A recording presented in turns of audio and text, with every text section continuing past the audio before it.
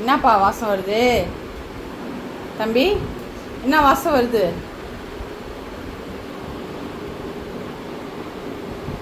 என்னய்யா?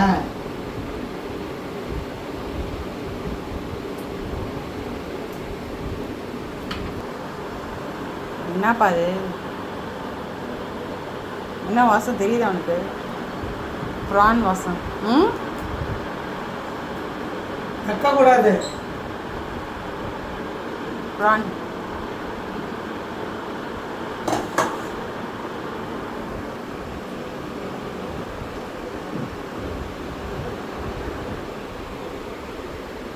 கேளு, உனக்கா அப்படின்னு?